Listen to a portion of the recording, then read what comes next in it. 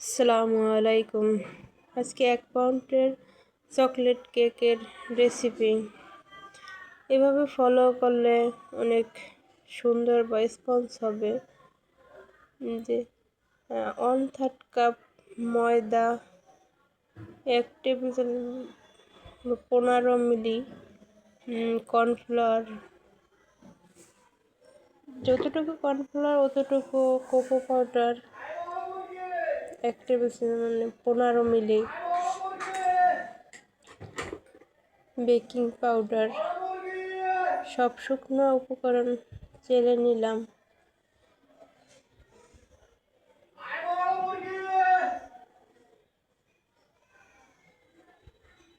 এক পাউন্ড কেকের জন্য 2টা ডিম ভেঙে নিলাম।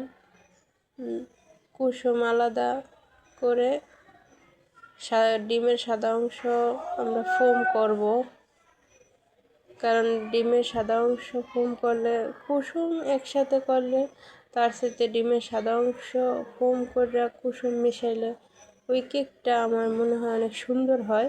তার জন্য আমি কুসুম আলাদা করে সাদা অংশ বিটার করি আর কি। এই যতটুকু আমরা ময়দা দিছি অতটুকু চিনি দিলেই এনাফ। যারা মিষ্টি কম বেশি খেতে চান বেশিও দিতে পারেন, কমও দিতে পারেন। আমি এভাবেই দেই, আমার কাছে এভাবে বেশিও হয় না কমও হয় না, ঠিকই হয়। এই যে ফোম তৈরি করতেছি, অল্প অল্প করে চিনি অ্যাড করতে।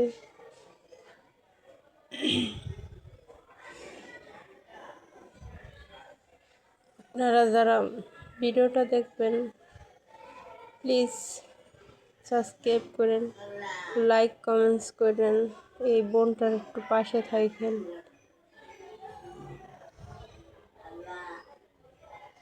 এই যে ফোম করতেছি, ফোম অলরেডি হয়ে গেছে। এখন ভ্যানিলা এসেন্স আর ডিমের কুসুম বিট করব। এই যে ফোমটা এভাবে হতে হবে, তাহলে কেকটা অনেক সফট হবে বা সুন্দর হবে, পারফেক্ট হবে।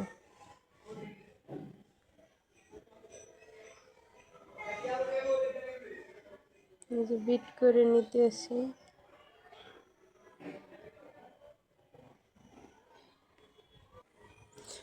বাহিরের অনেক ভয়েস দেওয়ার সময় বাহিরে অনেক আওয়াজ আসে বা শব্দ হয়, সবাই প্লিজ ক্ষমার দৃষ্টিতে দেখবেন।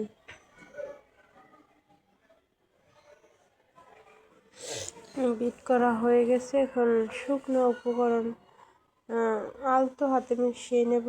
আমি ইলেকট্রিক বিটার কাটারগুলো দিয়ে এই শুকনো উপকরণ মিশাই। কেউ চাইলে হ্যান্ড মিক্সার এটা দিয়েও করতে পারে, কিন্তু আমি এটা দিয়ে করতে আমার অনেক ভালো লাগে, বা এটা দিয়ে আমরা করি সবসময়।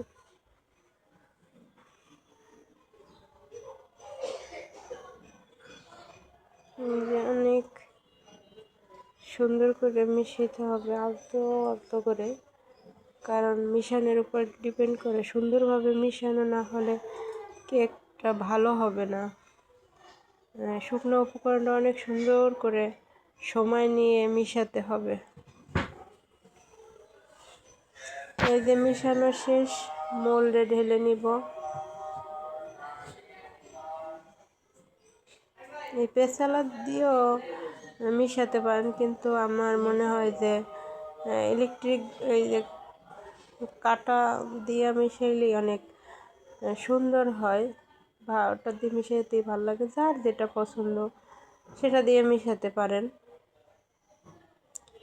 এই যে মোল্ডে ঢেলে নিলাম, এখন চুলায় বেক করব। আমি চুলায় বেক করি।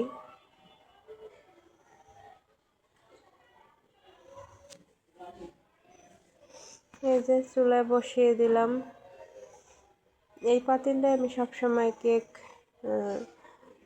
বসাই, কেক বেক করি আর কি,